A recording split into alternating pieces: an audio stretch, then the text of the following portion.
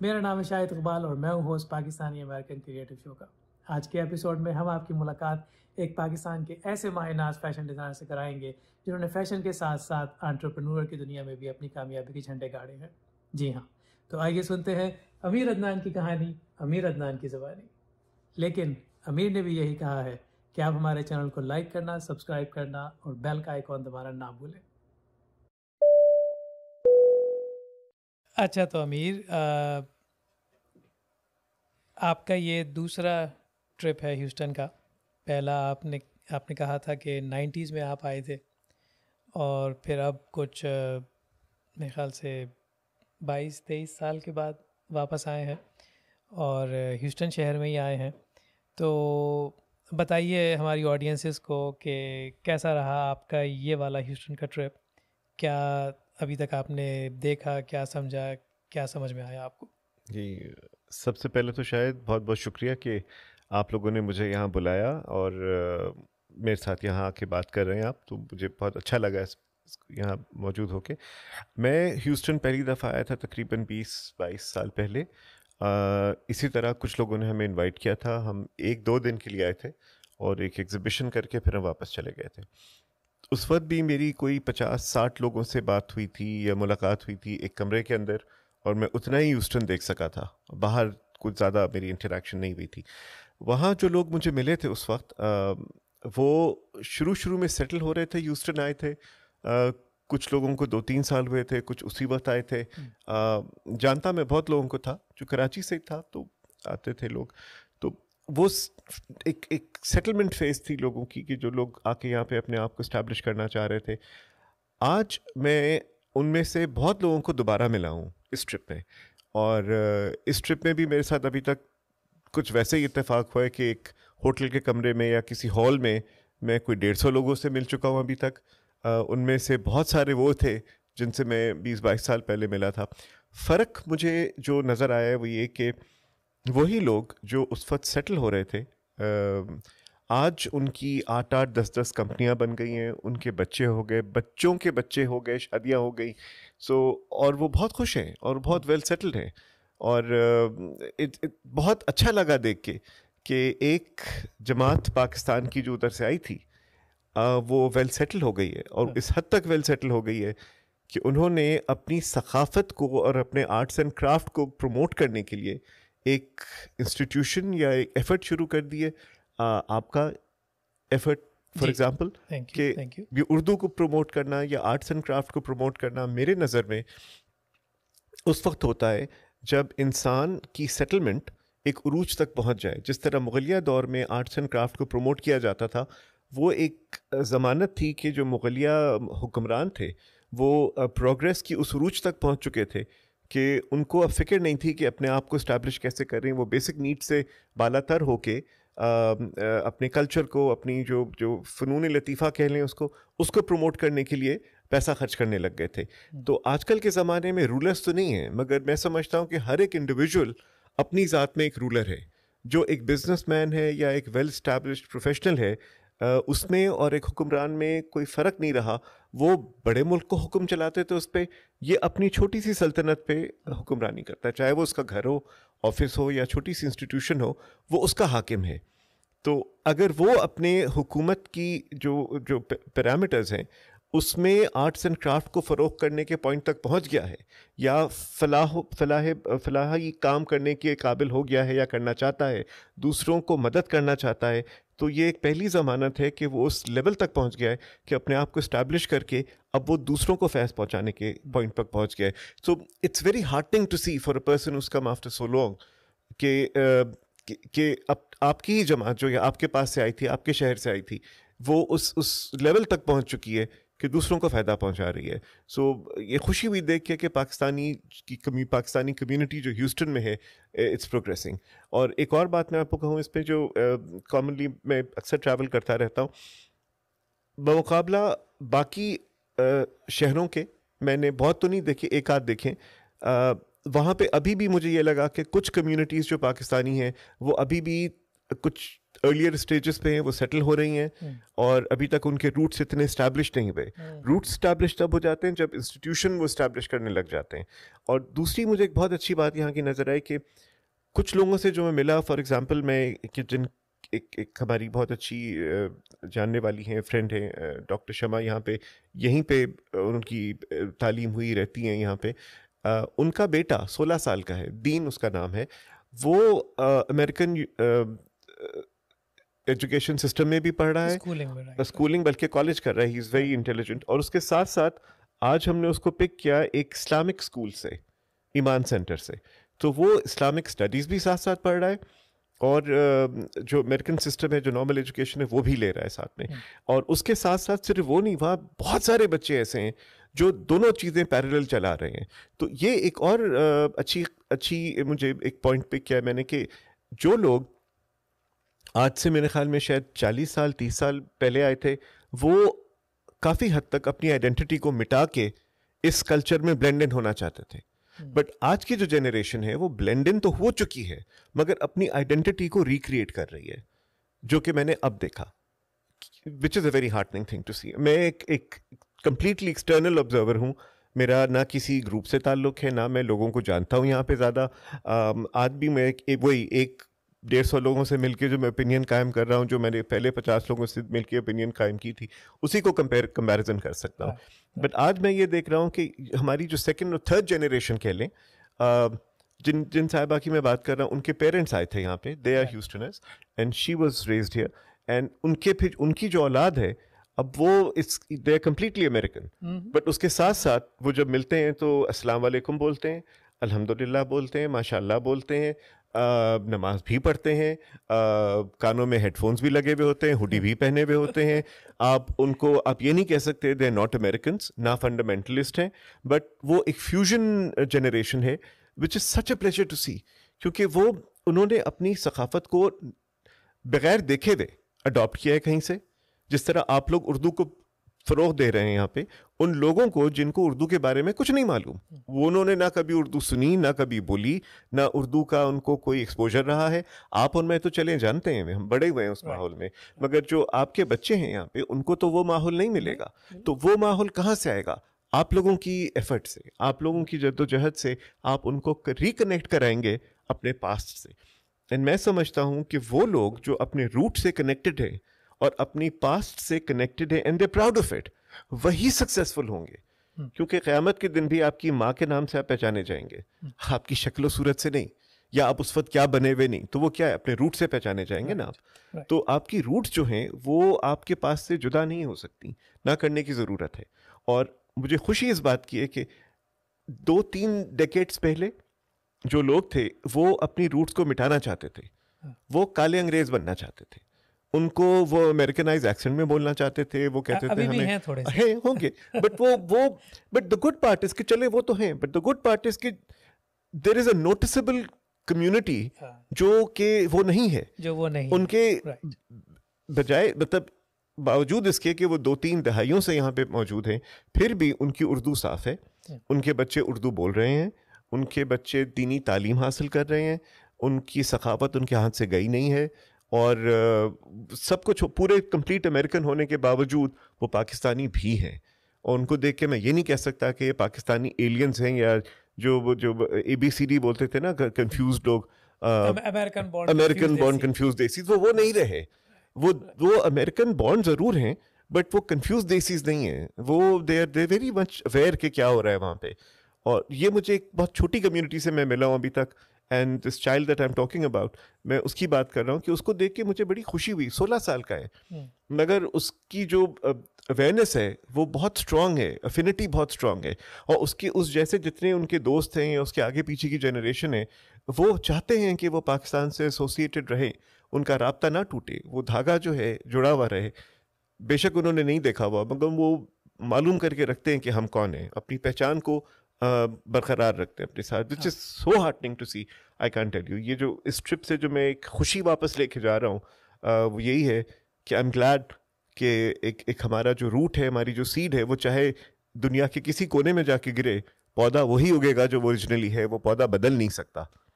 बहुत अच्छी बात की आपने, बहुत अच्छी बात की। बल्कि मैं तो यहाँ तक कहूँगा कि अगर आप 20-22 साल के बाद आए तो अब सोशल मीडिया, इंटरनेट, पाकिस्तानी फ़िल्मों का यहाँ पे आना, मतलब अभी जो पिछले वीकेंड पे मौला जट सब ने यहाँ पे देखी, उससे हम्म। पहले बहुत फिल्में आई हैं। तो जिस तरह से आप कह रहे हैं, तो वो एक्सटर्नल एलिमेंट्स भी यहाँ पे बढ़ते गए, जो कि जिन्होंने कल्चर को जो है उसमें, अगर आप इंडस आर्ट्स काउंसिल की मिसाल लें 10 साल से पहले, तो जो हमारी सिविक ऑर्गेनाइजेशंस हैं, कम्युनिटी ऑर्गेनाइजेशंस हैं, मसाजिद हैं, दूसरे कम्युनिटी सेंटर्स हैं, इस्लामिक स्कूल्स हैं, उन सब ने एक क्या कहते हैं, एक रोल प्ले किया इसके अंदर, इस डेवलपमेंट के अंदर जो आप एक्सपीरियंस कर रहे हैं।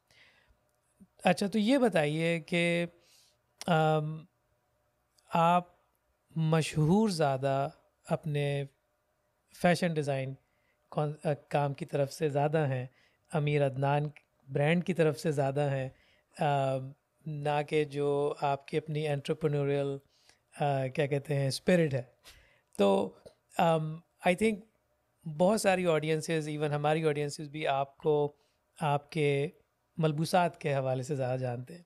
तो मैं चाहूँगा कि आप थोड़ा सा हमारी ऑडियंसेस के साथ अपना एंटरप्रेन्योरियल जो आपका एक्सपीरियंस रहा है, जो मैंने कुछ सुना है, आपसे मिल के समझा है, सीखा है, उसमें से कुछ क्या कहते हैं नवादरात आप हमें चुन के बताइए। क्या लेसन्स एज एन एंटरप्रेन्योर आप देना चाहेंगे फ्यूचर जनरेशन्स को? मैं बहुत ब्रीफली अपनी ज़िंदगी आपको बताता हूँ। मैं लाहौर में पैदा हुआ था 1965 में। उसके बाद हम वहीं पे थे कुछ सालों तक। फिर मेरे वालिद साहब जो थे वो गवर्नमेंट ऑफ पाकिस्तान के लिए काम करते थे, फिर वो उनका ट्रांसफ़र हो गया ईस्ट पाकिस्तान। मेरी वालदा वहाँ से हैं, ताल्लुक़ रखती हैं। तो वहाँ पे हम 71 तक थे। उसके बाद फिर वॉर हो गई थी इंडिया पाकिस्तान की, तो हम हमारी फैमिली जो थी वो जंगी कैदी बन गई। तो I stayed in a prison camp for 2 years Oh, so from you were a 70। POW. I was a POW, I was very young, but 2 साल तक हम इंडिया में जंगी कैदी बन के रहे। और फिर 74 में we came back to Pakistan via Wagah border. फिर हम लाहौर से कराची आ गए, तो वहाँ से दोबारा से ज़िंदगी का आगाज़ हुआ। तो एक बचपन में अगर एक बच्चे को आप बहुत ज़्यादा एक्सपोजर दे दें तो उसका नज़रिया ज़िंदगी के ऊपर बहुत बदल जाता है। बहुत, ठीक है, बिल्कुल। अगर आप एक बच्चे को वॉर के थ्रू गुजार दें और उसके बाद 2 साल उसको प्रिजनमेंट के साथ भी गुजार दें, तो वो उसकी जो फिलोसफीज ऑफ लाइफ हैं वो बदल जाती हैं। It's a life altering it's a life altering experience. तो वो बेशक 5 या 6 साल का हो, मगर उसका दिमाग 40-50 साल का हो जाता है उस छोटे से एक्सपीरियंस से। तो मुझे बचपन से जॉब करने का कॉन्सेप्ट या नौकरी करने का concept did not appeal to me. I always said कि मुझे ज़रिया बनना है दूसरे लोगों की इस्लाह का, वो किसी फॉर्म पे भी हो। तो मैं हमेशा से यही करता था कि मैं जो भी कुछ करूँगा वो सिर्फ मेरी ज़ात तक नहीं लिमिटेड रहेगा, वो it has to spread out and I have to create something जो कि एग्जिस्ट नहीं करती है चीज़। तो वो आई डोंट नो इन चीज़ों से हुई है या वैसी थी, मगर स्कूलिंग किया मैंने बचपन में। I studied at Karachi American school, तो I am a little bit familiar with the American culture and history and everything. वहाँ पे भी जो I was picked out as a different child because मैं उनकी म्यूरल्स पेंट करता था वहाँ पे, उनके कल्चरल में वहाँ में ड्रामे लिखता था, मैं प्लेस कंडक्ट करता था एंड मेरी स्टोरीज वॉर्स के ऊपर और पता नहीं किन किन चीज़ों पे होती थी। तो वो सब सारा करता था, मगर उसके बाद मुझे नज़र आता था कि मैं लोगों को फ़ायदा कैसे पहुंचा सकता हूँ, वो डॉक्टर के थ्रू था। मुझे डॉक्टर बनने का बहुत शौक था। तो मैं अमेरिकन स्कूल में पढ़ता था। 8th ग्रेड पे मैंने डिसाइड किया कि मैंने अमेरिका नहीं जाना पढ़ने के लिए, because my parents could not afford it. दूसरा कि मुझे पाकिस्तान में स्टडी करने की ज़रूरत थी और पाकिस्तान में डॉक्टर बनना था, तो अमेरिकन सिस्टम से मैं पाकिस्तानी सिस्टम में शिफ्ट नहीं कर सकता था। तो मैंने 8th ग्रेड में I left American school on my own. फिर मैंने ओ लेवल्स किया, फिर मैंने बहुत कोशिश की कि मेडिकल स्कूल में घुस जाऊँ, बहुत बुरे मार्क्स आए, कहीं नहीं एंटर हो सका। भटकता रहा, वेरियस चीज़ें ट्राई करता रहा। माइक्रोबायोलॉजी पढ़ने की कोशिश की कि एमएससी कर लूँ। फिर वहाँ पे किसी ने मुझे बोला कि आप जाके एमबीए ट्राई करें, वेरियस चीज़ें करें। और ये शुरू हुआ कि हमारी जो पहली क्लास थी माइक्रोबायोलॉजी की, वहाँ पे एक बहुत सीनियर एजुकेशनिस्ट थी पाकिस्तान के, अल्लाह उनको जन्नत नसीब करे, Anita Ghulam Ali Sahiba, and those people are from old Pakistan will know who she is. वो माइक्रोबायोलॉजी पढ़ाती थी, और जब हमारी पहली क्लास थी उन्होंने सब बच्चे को खड़े होकर कराया कि तुम अपने बारे में 30 सेकंड में बताओ तुम लोग कौन कौन हो। तो सारे लोगों ने लाइन से, Elevator speech kind हाँ of, वो हाँ। तो आप इंट्रोड्यूस कराएं, Right. आप कौन है, कहाँ से हैं, वो सब खत्म हो गया और हम सब बैठ गए। तो उन्होंने चौक उठाया और लिखना शुरू कर दिया। तो मैंने कहा excuse me ma'am, don't you think you need to introduce yourself to us, I don't know who you are, I am sorry. So she said, she looked at me and she said, I'm sorry. She put the chalk down and then she gave a whole half an hour lecture about herself. And sure enough, lecture के बाद some peon came to me कि madam आपको class में बता रही। मैंने कहा अब तो मैं एक्सपेल हो गया। अब तो गए। Then she asked me all about myself. She said, where did you come from? तुम कौन हो? क्या तुम्हारी जिंदगी में गुजरा? कहती आज तक इतने सालों में not one person has asked me कि मैं कौन हूँ। They either knew or they didn't have the courage to ask me. तो बताओ। तो सब कुछ करने के बाद उन्होंने बोला कि you need to be on your own. You are a born entrepreneur. तुम कैद नहीं हो सकते किसी चीज़ में। लेकिन आपने 9 to 5 जॉब्स की हैं। मैंने की। तो उसके बाद मैं वहाँ से निकला, मैं IBA गया, मैंने MBA किया, और MBA में जो पहले सेमेस्टर के बाद हम सारे जो थे, हमें शुरू में हमें सिखाया जाता था कि जी या तो आपने बैंकर बनना है या आपने एक मल्टीनेशनल कंपनी में काम करना है, and these are the only two things you are trained for. आपने तो नौकरी करनी है, आपको नौकरी के लिए प्रिपेयर किया जाता था। मुझे करनी नहीं थी वो। तो पहले सेमेस्टर के बाद हम सबको इंटर्नशिप करने की एक रिक्वायरमेंट थी, करें। मैंने इंटर्नशिप नहीं की। मैंने एक कार्निवल होल्ड किया जिसमें मैंने कोई 40-50 सड़क से जो फ़कीर थे, बच्चे थे, उनको उठाया, उनको ट्रेनिंग दी, और उनसे मैंने एक मैजिक शो और पपेट शो और पता नहीं क्या क्या चीज़ें करवाई। और 3 दिन के लिए हमने एक अमेनिटी प्लॉट जो कि कचरादान बनी हुई थी उसको साफ़ करके वहाँ पे एक 3 दिन का मेला किया, और उसके बाद हम वापस अपने अपने घरों पे चले गए। पर उस 3 दिन में उन बच्चों ने कोई 6 महीने में जो कमाते थे उतना उनको पैसे मिल गए। I made so much money कि मेरी अगली कई सेमेस्टर की फ़ीस मैंने उधर से निकाल ली। तो नेक्स्ट सेमेस्टर मैंने एक फ़ैशन शो किया, उसके बाद मैंने कुछ और किया। तो 4 सालों में जो मैंने MBA किया उसमें हर सेमेस्टर में कुछ ना कुछ करता था और कोई मेरा प्रोजेक्ट होता था रादर देन एन इंटर्नशिप। लेकिन ये कितनी इंटरेस्टिंग बात है कि जो जिस बिजनेस स्कूल में आप गए उससे आप बिजनेस ही कर रहे थे। कर रहा था, हाँ, मगर वो सिखा नौकरी रहे थे, वो सिखा नौकरी रहे थे, लेकिन और आप टुवर्ड्स द business कर- एंड जब मैंने ग्रेजुएट किया तो उनके जो डीन एंड डायरेक्टर थे उन्होंने मुझे सबके सामने बुला के बोला कि मैं तुम लोगों के इस बच्चे की मिसाल देना चाहता हूँ कि ऐसे ना बन जाना, ये एक धब्बा है हमारे स्कूल के लिए, ये ऐसे बच्चे नहीं होने चाहिए, इसकी कोई डिसिप्लिन नहीं है, ये कभी तमाशे करता है, कभी फैशन शो करता है, कभी क्या कर बैठता है, कभी मेले करता है, ऐसे ना बन जाना, he is a bad example, he is a bad mark on our school. तो खैर दैट हैपन। उसके बाद मैं वहाँ से निकला, मुझे एक ये कार्निवल या कुछ करने थे इस तरह, उसके लिए मैंने एक लोन अप्लाई किया, वो कोई अप्रूव तो हो गया फ़ौरन बिकॉज दिस बहुत क्रिएटिव है, but that institution didn't have money to, उनकी वो फंडिंग रिलीज़ नहीं हुई थी। तो 7 महीने तक घर पे बैठा रहा। उसके बाद माँ बाप ने ज़रा ताने देने शुरू कर दिए कि भाई तुम इस दिन के लिए तो नहीं हमने पाल पोस के बड़ा किया कि जाओ जाके कुछ काम शाम करो। तो देन आई वेंट आउट, मैंने एक फर्गसन एसोसिएट्स है वहाँ पे, एक फाइनेंशियल कंसल्टेंसी है, उधर जाके काम किया। तो they sent me on a survey all over Pakistan की, देखो कि गारमेंट इंडस्ट्री में क्या हो रहा है। एंड देयर आई स्टडीड के जो पाकिस्तान की गारमेंट इंडस्ट्री जो कि बहुत पॉपुलर थी और बहुत अच्छी कंट्रीब्यूटर थी, they were making clothes for dime and penny stores. यानी कि जो फैशन डिज़ाइनर्स इन्वेंट करते हैं चीज़ें, वो 2 साल के बाद वो वेरियस लेवल से गुजरती हुई डाइम एंड पेनी स्टोर्स पे बिकती है जिसमें सेल लगती है। उसके कपड़े पाकिस्तान बना रहा था। तो $2 की 1 दर्जन जीन्स बनती थी हमारे यहाँ, ठीक है। तो if we and but we had textiles, but हमारे पास आइडिया नहीं था। फैशन डिज़ाइनर्स के पास आइडिया होता है, वो आइडिया के पैसे लेता है। तो खैर this was something that I absorbed, but मेरे दिमाग में था कि नहीं, मेरा लोन एक दिन अप्रूव होगा और मैंने वो कार्निवल्स करने हैं, मैं थिएटर पे जाऊंगा, theatre was my first love. तो फिर कुछ मेरे फ्रेंड्स थे वो बैंकिंग पे जा रहे थे, जैसे तुम्हारा तो कोई दीन ईमान है नहीं, तुम बैंकर बन जाओ हमारे साथ आके, तुमने तो कुछ और करना है। तो चलो मैंने बैंकिंग के इंटरव्यूज़ वगैरह दिए, समहाउ मेरा अंदर सिलेक्शन हो गया and none of those guys got in. तो I was pretty much fish out of water. मैं बैंकिंग में चला गया, 1 साल मैंने बैंकिंग ट्रेनिंग की, और ट्रेनिंग के बाद I scored one of the highest marks over there.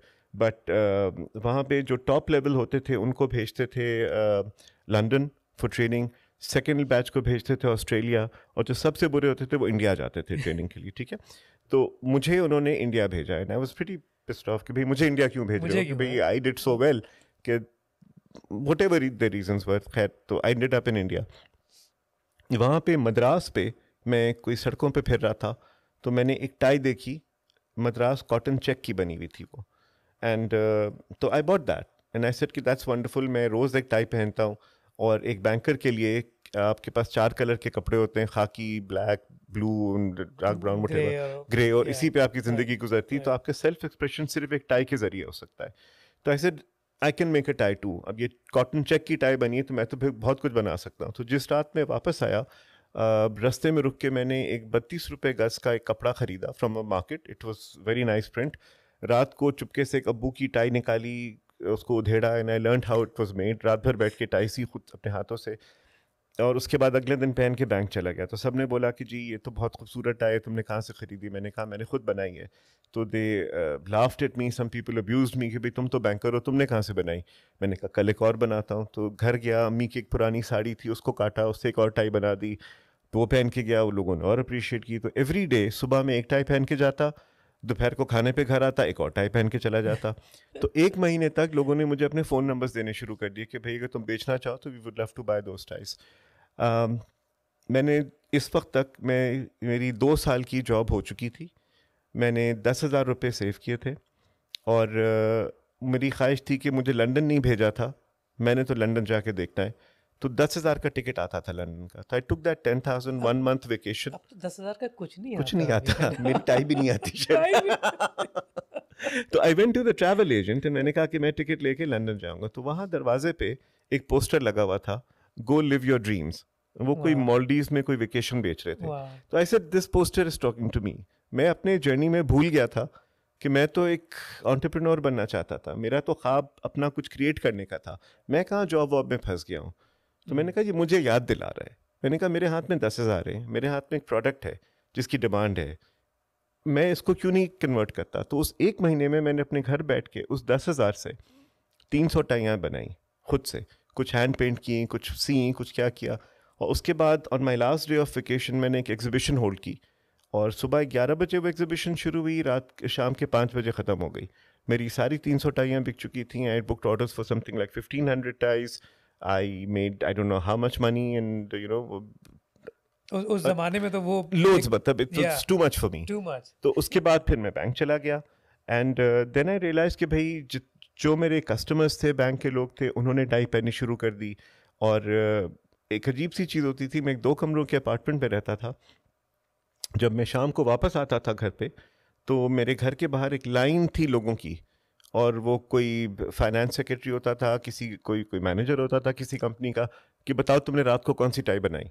तो फिर मैं उनको अपने कमरे के अंदर लेके जाता था, अलमारी में कोई 8-10 टाइयाँ मेरी जो रात को बनती थी वो लटकी होती थी, मैं अपने बेड पे ऐसे फेंकता था और वो ख़रीदते थे मुझसे।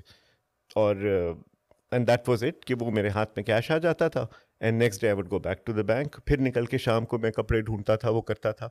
तो जब 3 साल हो गए ऑलमोस्ट, तो I had saved enough money doing this, so that मैंने अपने माँ बाप को बोला कि मैं अगर अगले 2 साल भी बैंक में नौकरी करूं और मेरी डबल ट्रिपल प्रमोशंस भी हो जाएं, तो जितने पैसे मैं कमाऊंगा मैंने पहले जमा कर दिए, ये बैंक में रखे, you have the cheque book, I have signed all of it, you keep taking out as much money as you need, but मुझे रिलीज कर दें, I want to be on my own. तो दोनों मेरे माँ बाप ने रात भर चीख चीख के रोना शुरू कर दिया कि भाई बच्चा बर्बाद हो गया, इसको इस दिन के लिए पढ़ाया था, जूतियां चटखाता फिरेगा, इसकी शादी कौन करेगा, ब्लू कॉलर नौ दर्जी बन गया कमबख्त। तो बहुत रोना धोना हुआ, ठीक है। And I chose my birthday to do that 23 January, and I said कि I am going to start my life which I wanted to. तो उस दिन के बाद से आज का आई डोंट नो 33 साल हो गए हैं, कितना हो गया, and I have just done that, and वहाँ से ये किस्सा शुरू हुआ था। तो tie banana was just something that happened, ठीक है। It was just a product that caught on. It was a business opportunity. उससे पहले मैं थिएटर करना चाहता था, सक्सेसफुल नहीं हुआ, it didn't work out. उससे पहले मैंने बहुत कुछ और ट्राई किया। तो ये फैशन या कुछ कपड़े बनाना is just one in the line, बहुत कुछ इससे पहले हुआ था, but this worked. It just worked. और जैसे मैं किसी और को भी बता रहा था, बल्कि कि you know हर इंसान के लिए एक गायब से एक काम मुकर्रर किया जाता है कि इस इंसान से ये काम लिया जाएगा।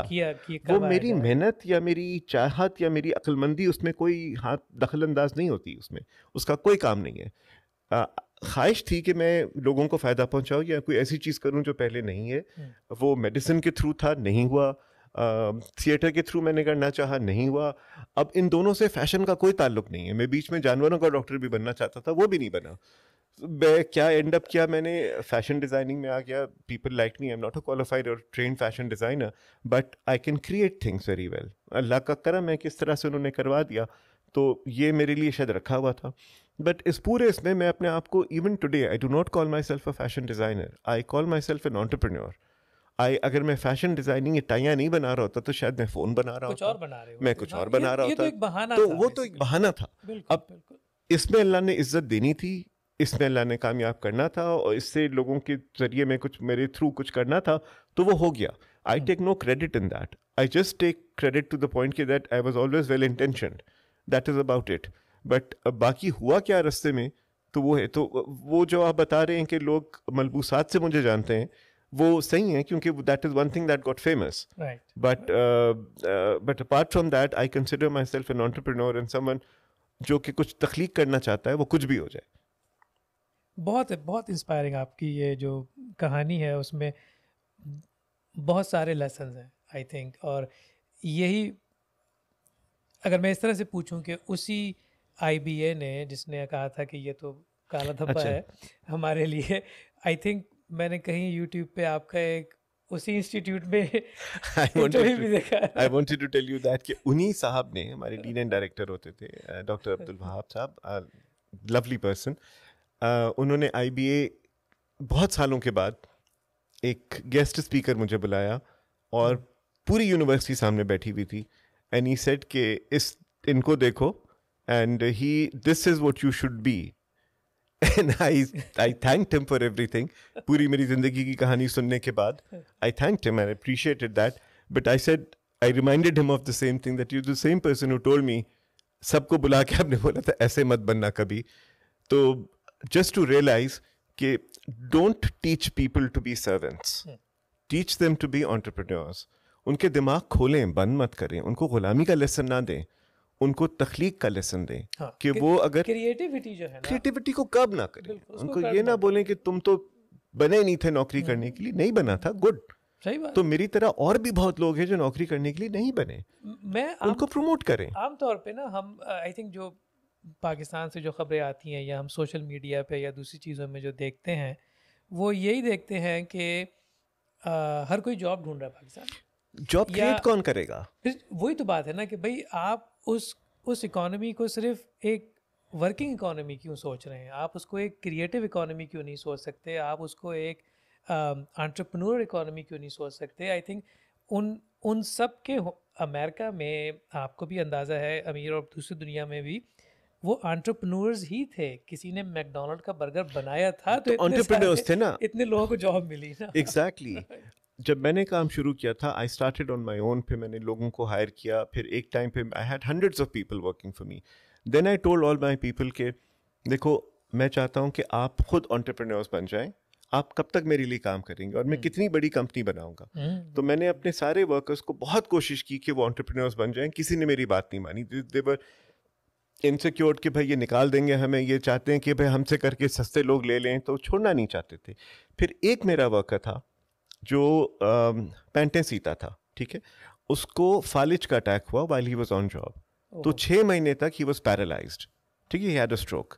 तो डिस्पाइट द फैक्ट कि 6 महीने तक हमने उनको तनख्वाह भी दी, उनकी सब कुछ किया, 6 महीने के बाद ही came back to me and said के दान भाई मैं बहुत बोर हो गया हूँ घर में, मुझे कुछ काम करा दें। मैंने कहा अच्छा ठीक है, आओ, तुम अगर आ सकते हो फैक्ट्री तक, कि इस्त्री पकड़ो एक हाथ से, इसको ऐसे ऐसे करो, ठीक है। उसने 2-4 दिन की ही said हाँ मैं कर सकता हूँ।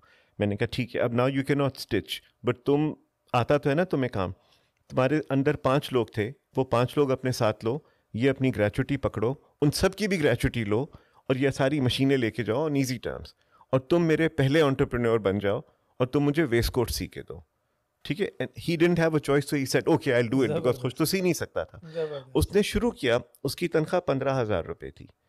You wouldn't believe, within 6 months he had 60 people working for him, and उसकी take home per month was 15 lakh rupees, 1.5 million rupees I was paying him every month to stitch waistcoats for me.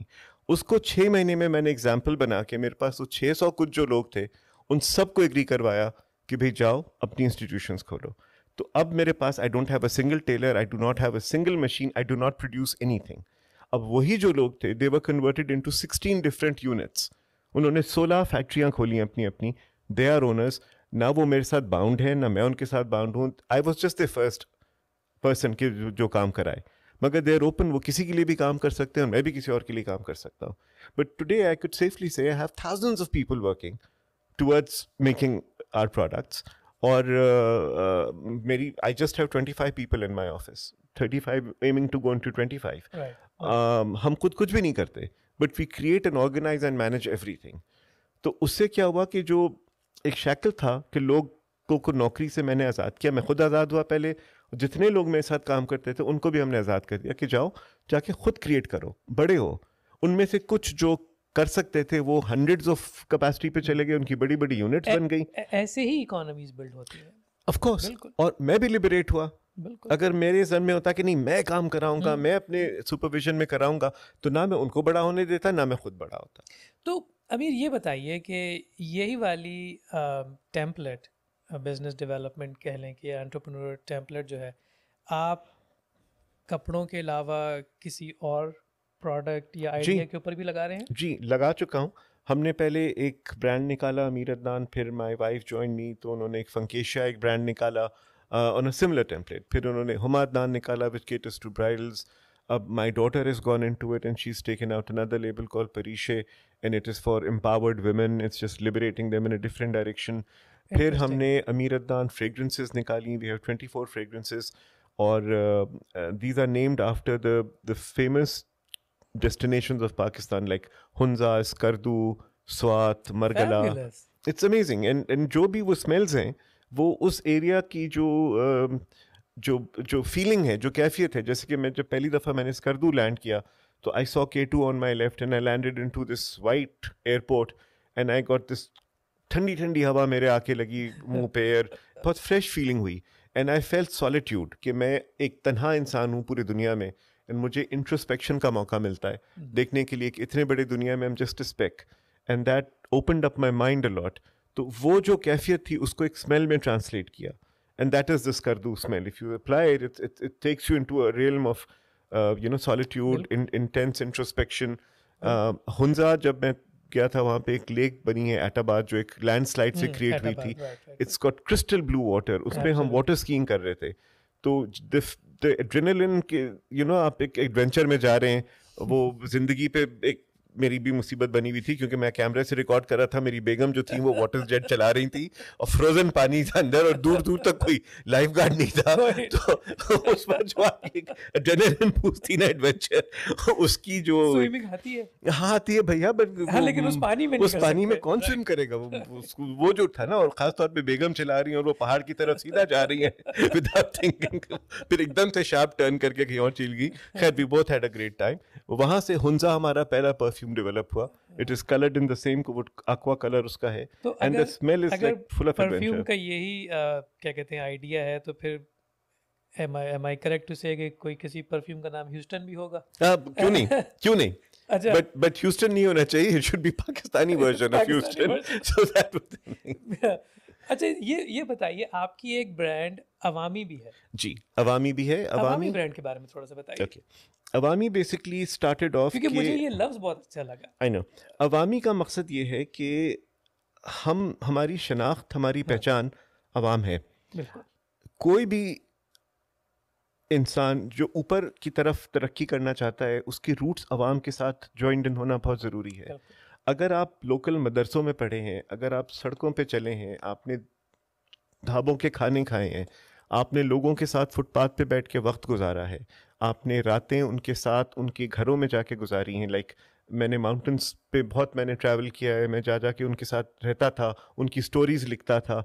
अगर आप जो ground level, grass root level के लोग हैं उनके साथ if you are in contact, and जब आप उनके साथ जाके बैठें तो आप में और उनमें कोई फ़र्क नहीं महसूस हो, यानी कि उनकी जो भी चीज़ें हैं वो आप समझ सकें और वो आपको फील कर सकें। दे शुड नॉट फील कि आप एक एलियन इंसान हैं जो किसी और दुनिया से उनके पास आए और आप फील करें कि आप ऊपर से आके उनको देखने आए हैं। You have to be at the same level. तो मेरे लिए अवामी का मकसद वो था, और अवामी का मकसद ये था कि एक लिबास, एक मुल्क, एक अवाम। तो उसमें ना आप बड़े, ना मैं बड़ा, ना आप छोटे, ना कोई और छोटा, तो एक ही सफ में खड़े हो गए महमूद और यास, तो वो वाला कॉन्सेप्ट था। बिल्कुल। तो जब आप में डिफरेंस नहीं है, जब आप, अल्लाह ने हम सबको बराबर बनाया है, ठीक है, और हमारी एक्टिविटीज़ हमें फ़र्क करती हैं, नॉट आर इंटेलेक्ट और नॉट आर थिंग, मतलब वी नॉट डिफरेंट, हम सबके दिमाग एक जैसे हैं। वो तो इत्तेफाक है कि कोई कहीं हो गया, कोई कहीं हो गया, मगर इंसान तो एक जैसे ही है ना। तो उसका मेरे हिसाब से ये था कि लिबास एक हो, कोई डिफरेंस ना रहे, कि हम लिबास के बेसिस पे शनाख्त ना करें लोगों की, ठीक है। It's a common thing. अगर मैंने अवामी वहाँ बोला, अगर आप अमेरिका में देखें तो if you wear Levi's jeans and a T shirt, तो वो अमीर तरीन आदमी भी वही पहनेगा, और जो फैक्ट्री वर्कर है वो भी वही पहनेगा। वो एक ही जगह पे आके खाना खाएंगे, एक ही बर्गर खाएंगे, और आपस में जब बैठे होंगे they will be no distinction. You can not tell, an alien can not tell कि कौन क्या है, and that is equality. So I appreciated that. And क्योंकि मैं अमेरिकन स्कूल में पढ़ा था, तो आई picked up this point from there, and I salute America for it, because it's one of the only countries in the world जिसमें ये equality उन्होंने create की और आज तक बरकरार रखा। और उसमें अमेरिका के स्कूलिंग सिस्टम्स का बहुत बड़ा एग्जैक्टली। तो since I went through American schooling, तो this was instilled in my mind कि this is how it should be. तो keeping this in mind we came up with this product line called Awami. This simply meant कि अगर शलवार कमीज है तो सबके लिए बराबर है, एक जैसी चीज़ है, उसमें कोई बड़ा कोई छोटा नहीं है, एक ही कपड़ा है, सब कुछ एक है, एक स्टाइल है, वो हर आदमी पहन के खुश हो सकता है उसमें। तो मेरा बेटा बाहर पढ़ने गया था, जब वापस आया तो आके उसने सबसे पहला सवाल मुझसे किया कि बाबा आप शलवार कमीज़ बनाते हैं? मैंने कहा हाँ बेटा मैं बनाता हूँ। कहता मुझे आप कुछ ले सकते हैं शलवार कमीज़? मैंने कहा कैसा चाहिए? कहता जो मेरा बाहर जो जिससे मैं वो उसको जानवरों का बहुत शौक है, तो वो सुबह 6 बजे रिक्शा लेके एम्प्रेस मार्केट जाता है, वहाँ से तोते मैना पता नहीं क्या क्या चीज़ें उनसे बात करता है, उनके साथ बैठ के गप्पे लगाता है, चाय पीता है, पराठा खाता है उनके साथ, और उसके साथ डील करता है। फिर उसको फ़ोन आता है कि फ़लाना बगला आ गया, आके ले जाओ, फिर वो भागता है लेने के लिए। तो कहता है मुझे उन जैसा कपड़े पहनने, ताकि जब मैं वहाँ जाता हूँ तो वो मुझे एक्सेप्ट नहीं करते हैं, क्योंकि although I love them and they love me, मगर मुझे देख के कहते हैं कि ये किसी और दुनिया से आए, वो एक बैरियर आ जाता है। कहता है वो बैरियर मुझे नहीं चाहिए, तो मुझे वैसे कपड़े बना के दें जो मुझे वो बैरियर हटा दे मेरा। तो ये वही बात है कि जो मैंने इस बच्चे की बात की थी यहाँ पे, उसका वो ये कि उसने कुछ चीज़ों से अपने पास से, ऑल्दो जब मैं उससे मिला आई थॉट ये उर्दू नहीं बोलेगा, मगर उसने जब मुझे सलाम किया और मुझसे उर्दू में बात की, तो उसने वो बैरियर 1 मिनट में ख़त्म कर दिया। And I bonded with him like that. I said ये तो मेरा बेटा है, ये मेरे साथ पाकिस्तान में भी हो सकता है, सो व्हाट, अगर ये ह्यूस्टन में है तो मेरी औलाद ना, बिल्कुल मेरी तरह का है, ये मेरा मेरा मेरा मेरा रूह है, मेरी हम बतनी है, कोलैबोरेशन है। तो मेरे बेटे को भी वही चीज़ चाहिए थी। So that is what gave birth to Awami, कि you need to come up with a line of clothing जो कि अच्छी बुरी बहुत अच्छा है और सबके लिए एक बराबर है। तो वो इक्वालिटी क्रिएट करने के लिए बनाई गई थी। बहुत खूब, बहुत खूब। तो इसका अवामी एक्सप्रेस से कोई ताल्लुक नहीं है। नहीं। लेकिन आप अवामी ब्रांड पहन के अवामी एक्सप्रेस में जा सकते हैं। हाँ बिल्कुल जा सकते हैं, बिल्कुल जा सकते हैं। जबरदस्त जबरदस्त। इसका किसी पॉलिटिकल पार्टी से भी कोई ताल्लुक नहीं है। There's nothing, it's just I just feel Awam is हम सब अवाम है। आप और मैं खुद अवाम है। आप पाकिस्तान की भी अवाम है। We are the people. तो people are people and they need to be recognized and they need to be united. उनको आपकी बहुत सारी बातों से मुझे ऐसा लगता है, ना आप वैलिडेट कर दीजिए या मुझे करेक्ट कर दीजिए, कि अमीर अदनान आज से 20 या 30 साल के बाद, अल्लाह आपको और भी लंबी उम्र दे, कहीं सूफी अदनान तो नहीं बन जाएगा? बनने की जरूरत नहीं है। कि इसमें कोई बनने की जरूरत नहीं है। अच्छा। उस पर कोई कमी तो नहीं रह गई अभी। ऑलरेडी मैं बन नहीं चुका हूँ। भाई देखिए ना, ये तो बड़े क्या कहते हैं, जैसे हिंदी ज़बान में कहते हैं, बड़े आदर्श वाली बात है कि आप जो है वो अवाम को भी साथ लेके चल रहे हैं, और आपने सबके लिए कुछ ना कुछ डेवलप किया है, और आपने अपने एंटरप्रेन्योर स्किल से आपने दूसरों को भी जो है वो किया है। तो अभी पिछले 3-4 दिनों में आपके साथ जो थोड़ा उठना बैठना हुआ, तो मुझे ऐसा लगा कि तबीयत में आप हैं काफ़ी सूफियाना, जैसे मुझे लगता है। देखिए, हर इंसान जो है ना, वो पैदाइशी एक ही होता है, ठीक है। वो over a period of time अपने आप को सुपीरियर समझने लग जाता है। ना कोई सुपीरियर होता है, ना कोई इन्फीरियर होता है। आप ज्ञान तो कोई भी आपको दे सकता है ना, अल्लाह ने अकल तो सबको बराबर बनाई है, मगर हर इंसान को एक मदार में चला दिया है कि इस इंसान से मैंने ये काम लेना है, इससे ये काम लेना है। ओके, मैं अपने ऑफिस में बैठा होता हूँ, ठीक है, आई एम द CEO, कहने को ज़रूर है, मगर अगर मेरे वॉशरूम का नलका ना चले और उसमें पानी ना आए और वो क्लीन ना हो, मेरा दिन बेकार हो जाता है, मैं काम नहीं कर सकता। अगर मुझे चाय ना मिले, अब वो डिपेंडेंसी कह लें, आदत कह लें, जो भी कह लें, जो चाय बनाते जो ला के मुझे देता है, I think he is as important as I am, because if he is not there, मेरा दिन खराब हो जाता समटाइम्स है। More important. मोर इम्पॉर्टेंट, ठीक है। अगर पाकिस्तान डजंट हैव वेरी, ठीक है, हमारा इंफ्रास्ट्रक्चर इतना डेवलप नहीं है, इतना बुरा भी नहीं है, और उसके बावजूद बहुत लोग काम करते हैं। अगर बिजली नहीं आई फॉर एग्जांपल और मेरा जनरेटर नहीं ऑन होता टाइम पे, तो माय ऑफिस शट्स डाउन। और वो कौन ऑन करता है? एक वो एडमिनिस्ट्रेशन का एक छोटा सा आदमी है कहने को जाके जनरेटर कि वो ऑन जो करता है। जनरेटर ऑन करता है, बट मेरे लिए उसमें और मुझ में कोई फ़र्क नहीं है, बल्कि वो मुझसे ज़्यादा इंपॉर्टेंट है। तो हम अपने ऑफिस में, जो हमारा ऑफिस है, it doesn't have walls, it's an open space जिसमें everyone just sits and does their own jobs, there are no designations. हमारी लीनियर हायरार्की नहीं है, हमारी हॉरिजॉन्टल हायरार्की है। It's a very flat horizontal structure. That is why ना कोई boss है, ना कोई सबॉर्डिनेट है। हम सब ग्रुप में मीटिंग करते हैं, हम सब मिलके डिसाइड करते हैं, हर आदमी का ओपिनियन इक्वली इंपॉर्टेंट है। मी बीइंग द बॉस, मुझे सीढ़ी पे चढ़ के लोग सुनाते हैं, मतलब रोक के रास्ते में राह चलते सुनाते हैं कि आपने गलत किया, अच्छा नहीं किया, मुझे डांटते भी हैं। छोटे बच्चे भी मुझे आके डांट देते हैं कि आपने गलत कर दिया, आप बूढ़े हो गए, you not realising yourself, fix it, and I welcome that. And you see, मेरा जो काम था मैंने कर दिया। अब I can't be the boss forever, and neither do I need to be. If I can, अगर मैं एक टीम को मुनज़्ज़म तौर पे इकट्ठा करके चला सकता हूँ, तो टीम ने आगे काम लेना है ना। तुम, I am just one element in that team. मैं तो आऊँगा और आके चला जाऊँगा। कंपनीज जो होती हैं, they are of going concerns, they continue, they are larger, their life span is larger than a human. Oh, तो absolutely. कोई भी Yeah. काम अगर अगर मेरे हाथ से एक इंस्टीट्यूशन बन जाए और वो इंस्टीट्यूशन मुझसे आउटलिव करे, तो मैं समझूंगा, और वो अच्छा काम भी करे, तो मैं समझूंगा कि मैंने अपना मकसद जो इस दुनिया में था वो पूरा कर दिया।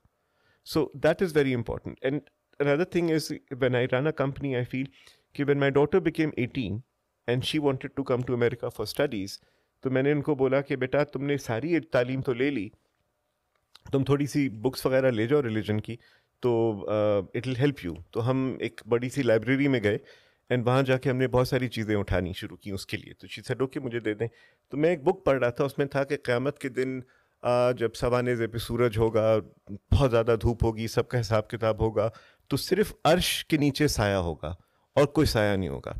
उस अर्श के नीचे, साए के नीचे 7 लोग खड़े हो सकते हैं। उसमें से एक था जिसने बचपन से लेके बुढ़ापे तक इबादत की। मैंने कहा ये तो मेरा कोई चांस नहीं है। नहीं। जिसने जिसको गुनाह की दावत हो और उसने सिर्फ अल्लाह के डर से उसको मना कर दिया हो, मैंने कहा too late, I have Too late. Accepted too many sins in the past, अब तो उसका भी कुछ नहीं मैं कर सकता। तो इस तरह 6 चीज़ें थी जो मुझ पे नहीं अप्लाई करती थी। एक आखिरी पॉइंट था, एक हाकिम, एक आदिल बादशाह, एक आदिल हुक्मरान। आदिल हुक्म। तो मैंने कहा okay, let me look into that, कि जो मैं कंपनी चला रहा हूँ वो मेरी फिefdom है, या एक वो मेरी छोटी सी आपको हुक्मरानी है, इख्तियार दिया है अल्लाह ताला तो ने, उसमें मुझे कुछ लोगों इख्तियार को। दिया अल्लाह ने। राइट तो अगर उसमें मैं अदल कर सकूं और सही अदल कर लूं, तो then I have a chance to go and stand under that shade. तो उसी तरह, जिस तरह मैंने शुरू में कहा कि बादशाह तो नहीं रहे अब मुगल, मगर आपके जैसे लोग बादशाह के बराबर हैं, क्योंकि आपके अंदर जो छोटी सी सल्तनत है, जिसमें आपकी हुकूमत चल सकती है, जिसमें आपका इख्तियार है, वो आपकी सल्तनत है। बिल्कुल। ठीक है, हर इंसान तो बादशाह नहीं हो सकता ना। तो अल्लाह इतना तो हार्ड नहीं हो सकता कि जी 6 बादशाह ही अंदर आ सकते हैं, बाकियों की कोई गुंजाइश नहीं, ऐसा नहीं है। हर इंसान के इख्तियार में जो चीज़ है वो उसकी सल्तनत है, चाहे वो उसका घर हो, चाहे उसकी मर्जी, जो भी छोटी सी चीज़ पे वो, जिस पे उसकी वो हुक्म चलता है या जिस पे उसकी मर्जी चलती है, दैट इज़ हिज कंट्री। तो उस पे उस अच्छी चीज़ कर दे। तो मेरा पॉइंट ये था कि अगर मैं अपनी कंपनी को अपनी सल्तनत समझूं एंड मैं उसमें कोई अच्छी चीज़ करूं, ताकि मेरे मरने के बाद भी, for times to come, for generations to come, something good comes out of it. तो So इसमें that is my intention. नहीं, I'd बहुत be happy. बहुत अच्छी आपने बात की। तो मुझे कुछ ऐसा लग रहा है कि आपकी कोई एक किताब आने वाली है। आप लिख लें, आप तो हैं, उर्दू दान भी हैं, प्रमोट भी कर रहे हैं। तो नहीं, आई थिंक होना चाहिए, बिकॉज आपके जो लाइफ एक्सपीरियंसेस हैं, और मैं ख़ास तौर पे इस वजह से कहूँगा कि पाकिस्तान जैसे मुल्क में जहाँ पे बैंक से लोन लेना या क्रेडिट लाइन लेना या एलसी इस्टेब्लिश करना या जगह लेके बिल्डिंग बना लेना, ये बहुत जिगर और गुर्दा चाहिए चीज़ें करने के लिए। वहाँ पे चीज़ें इतनी आसानी से होती नहीं है। और हम जो अमेरिकन या पाकिस्तानी अमेरिकन यहाँ पे आके इतने सालों से रह रहे हैं, और हमने जैसे हम तो यहाँ पे अगर DBA खुलवाने जाएं बिज़नेस तो वो $10 का खुल जाता है, ठीक है ना, और $100 में आपका बैंक अकाउंट खुल जाता है, राइट, कोई पूछता भी नहीं है। तो उन हालात में जो आपने ये सारी चीज़ें की, आई थिंक वो एक अवामुन्नास तक पहुँचने के लिए अगर वो एक किताब की शक्ल में हो, और मैं तो बल्कि यहाँ तक कहूँगा कि वो बिज़नेस स्कूल वाले या कोई से भी स्कूल वाले वो पढ़ाएं इन चीज़ों को। क्योंकि देखिए ना, हमारे पाकिस्तान में अनफॉर्चुनेटली हीरोज़ की कमी है, रोल मॉडल्स की कमी है। वो ले दे के सिर्फ क्रिकेटर्स ही रह जाते हैं मेरे ख्याल से, जिनको बच्चे क्या कहते हैं आइडलाइज करते हैं या देखते हैं। आई थिंक हमें हर सोसाइटी के हर एलिमेंट से एक एक आइकॉन चाहिए, एक एक हीरो चाहिए। तो ये बताइए कि आई नो इस वाले मॉनिटर पे 2 दफ़ा वो आ चुका है, लेकिन मेरा दिल नहीं चाह रहा, मेरा दिल नहीं चाह रहा बात ख़त्म करने का। तो ये बताएं कि आपने कोई स्कूल बनाने की कोशिश की, या कोई फैशन डिज़ाइन इंस्टीट्यूट है, या जी, I'll give you something very interesting जो हमने किया। मैंने खुद नहीं किया, I wanted to, but मेरी जो वाइफ हैं उन्होंने किया। किसी मैं करूं, हमारे इंस्टीट्यूशन से कोई करे, मेरी फैमिली का कोई आदमी करे, it's the same thing. Huma ने एक ब्रांड स्टार्ट किया क्राफ्ट स्टोरीज के नाम से, ठीक है। उनका क्या काम है कि वो जो रेफ्यूजीज़ हैं औरतें, और वो जो बिल्कुल ही डाउन ट्रॉडन एरियाज़ की ख़वातीन होती हैं जिनको कोई अपॉर्चुनिटी मिलती ही नहीं है, ना पढ़ने की ना आगे बढ़ने की, उनको रीच आउट करके उनको क्राफ्ट सिखाया, उनको ज्वेलरी बनानी सिखाई हैंडमेड, उनको एम्ब्रॉयडरी सिखाई, उनको सारा क्राफ्ट बनाया, उनको ट्रेन किया। और जब वो ट्रेन हो गई तो हमने उनको ऑर्डर्स दी कि भाई तुम अब हमारे लिए ये बनाओ। तो उनको रॉ मटेरियल दिया, उनको फैसिलिटीज़ प्रोवाइड की और उनको उजरत भी दी, और उसके बाद उनसे वो चीज़ें ख़रीद ली।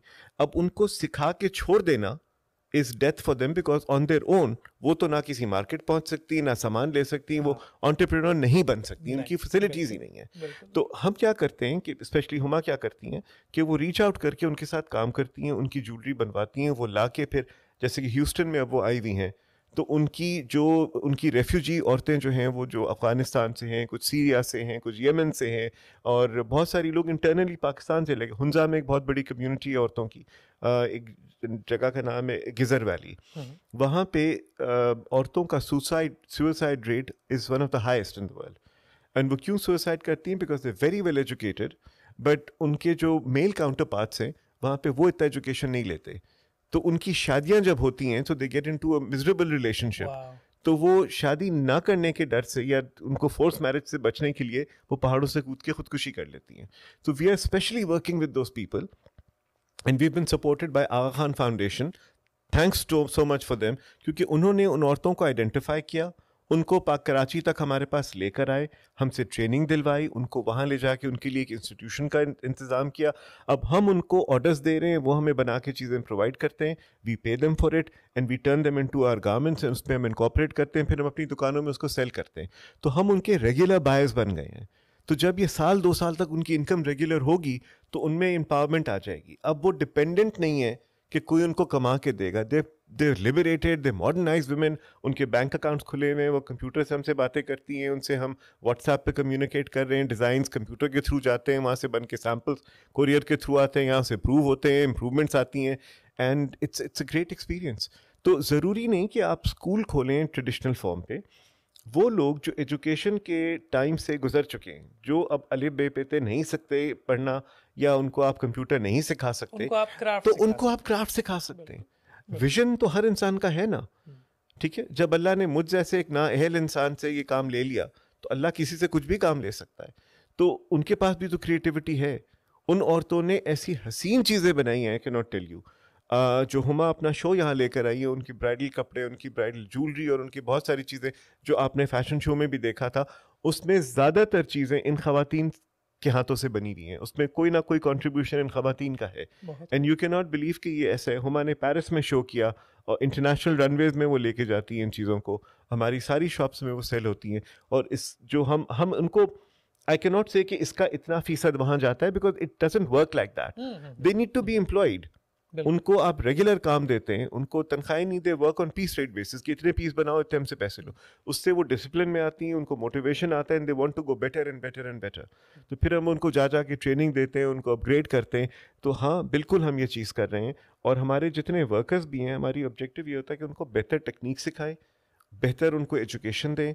हम उनको स्कूल्स और कोर्सेज नहीं करा सकते, क्योंकि जो हम काम कर रहे हैं उसमें उस तरह की फैसिलिटीज़ पाकिस्तान में मौजूद नहीं है। बट हम खुद एक्सपोज हैं, we are capable of teaching them and training them and upgrading their skills. सबसे ज़्यादा अपग्रेडेशन जो चाहिए वो इंसान की सोच की चाहिए।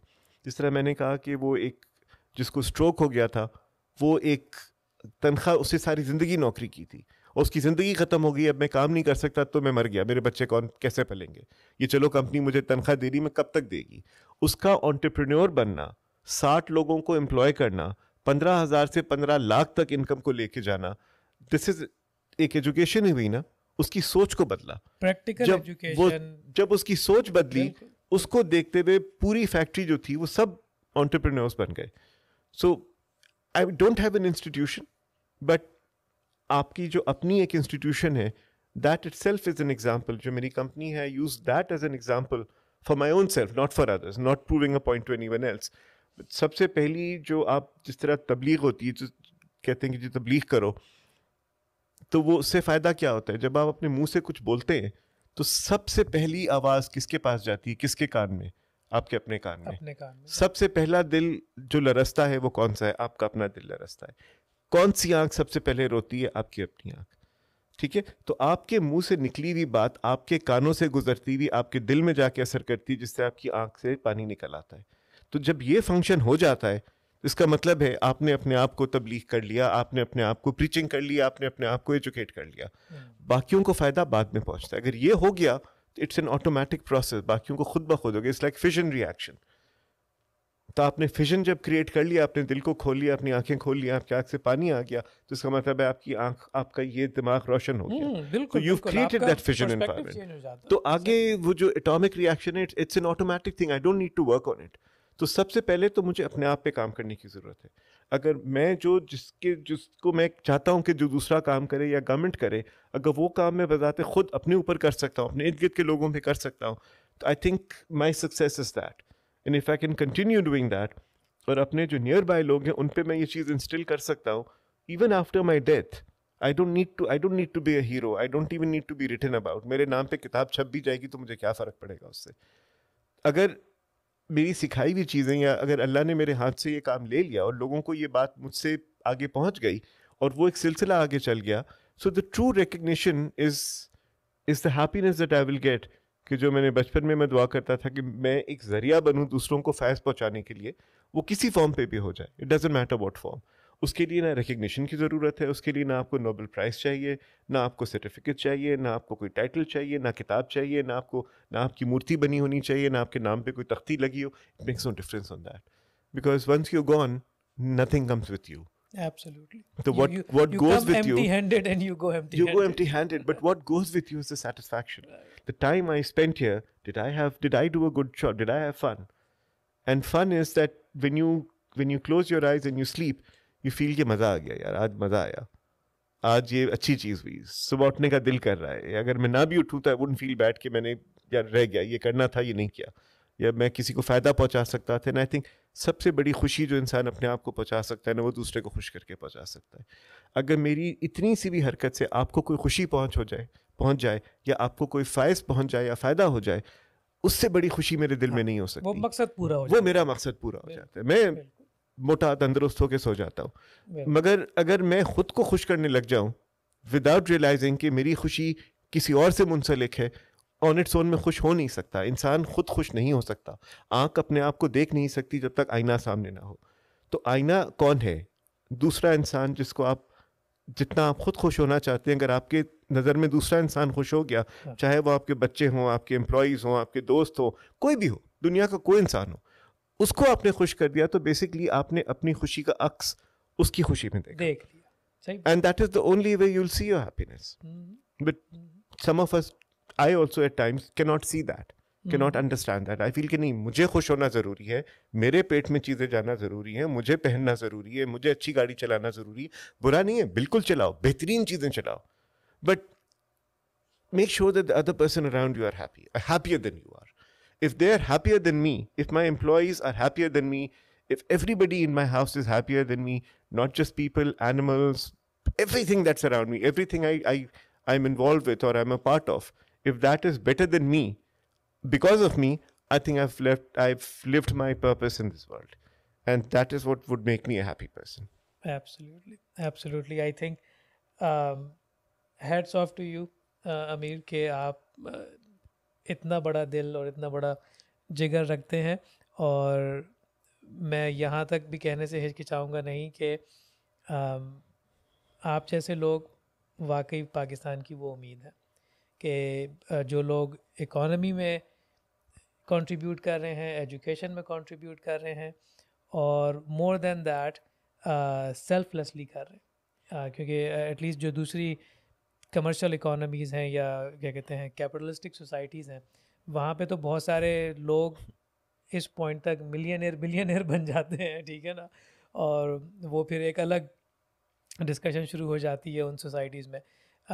लेकिन being from Pakistan, being a Pakistani, जिस तरह से आप इसको लेके चले हैं वो मार्वलस है. और आई थिंक आपको बहुत डिजर्विंगली और राइटफुली आपको आई थिंक तमगा इम्तियाज़ भी मिला है. I got pride of performance. Pride of performance. I'm sorry. Pride of performance. But वो शेरवानी को इंटरनेशनल फैशन पे लाने के लिए मिला था. That was a different thing. वो ये था कि जब हमने शेरवानी बनाई थी तो one day I got a call कि मुशर्रफ साहब इंडिया जाना चाह रहे हैं, और I did not know anybody. सिर्फ एक फ़ोन आया था मुझे कि वो यूनिफॉर्म में नहीं जाना चाह रहे. So what do you suggest he should wear? I said he should wear a white sherwani, and I put Kashmiri Kam on his collar, because that is a point of beauty, but that's a point of dispute between the two nations. Right. I think he should walk in a white sherwani with Kashmiri embroidery ki collar, and that would be a symbol of peace and saying कि we have a common territory between us and we both appreciate it. Let's do that. तो वहाँ से वो शुरू हुआ था.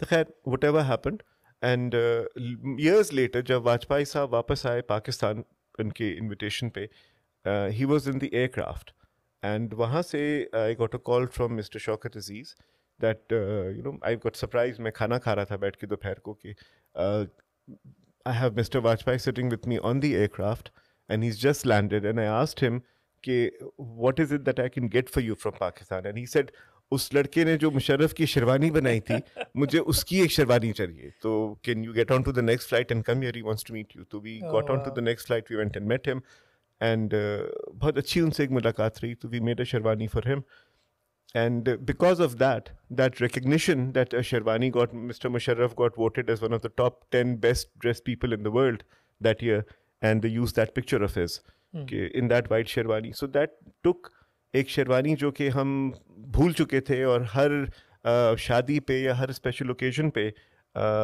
हम अपनी शेरवानी पहले पहना करते थे, बट उसके बाद हमें काला सूट पहन के आ गए थे. And I feel this was part of a planned degradation of our culture, when we were overtaken by the Western powers. तो उन्होंने हमारी जो पुरखों की इज्जत थी, लाइक पगड़ी थी, शेरवानी थी, उसको डोरमैन का यूनिफॉर्म बना दिया, उसको ड्राइवर का यूनिफॉर्म बना दिया. और क्लब्स के अंदर आपको कहा कि आप जब अच्छी जो इदारे थे उसमें जब आप काला सूट पहन के नहीं आएंगे तो आपको इजाज़त नहीं अंदर आने की, और आप जब आएंगे तो आपकी जो पूरी जनरेशन्स की इज्जत है वो सर्वेंट्स थे जो आपको सर्व कर रहे हैं. ओके, उसको अंडू करना, एंड उस वक्त से हमारे दिमाग में बैठा हुआ है कि जी हम जब काला सूट और बो टाई पहनेंगे तो हम इज्जतदार बन जाएंगे. शेरवानी तो पुराने ज़माने के लोग पहनते थे. उस रेवोल्यूशन को चेंज करना इज़ व्हाट वी डिड, कि we brought sherwani back into fashion, we brought a shalwar kameez back into fashion. आज the cost of my sherwani is as much as an Armani or a Hugo Boss suit. They're both the same price. And a person who can afford either chooses to wear an Amir Adnan sherwani as opposed to an international brand is giving that tribute to our culture, not to me, to our culture. Just to say कि हमारे culture में भी इतनी खूबसूरती है, इतना grace है, we just don't recognize it, we don't see it. It doesn't matter वो मैंने बनाया हो या किसी ने भी बनाया हो, बट पाकिस्तान का एक प्रोडक्ट है ना, एक पाकिस्तानी के हाथ से बना हुआ है ना, बिल्कुल पाकिस्तान की थकाफत को प्रमोट कर रहा है, और वो उतनी ही वैल्यू का है जितनी किसी भी इंसान का वैल्यू हो। कोई भी डिज़ाइनर इन द वर्ल्ड आप ले लें, माई प्राइसेस आर द सेम, ठीक है। और जो खरीद रहे हैं वो मुझे नहीं पैसे दे रहे, वो उस कल्चर को ट्रिब्यूट पे कर रहे हैं, just to recognize कि yes, I am as important.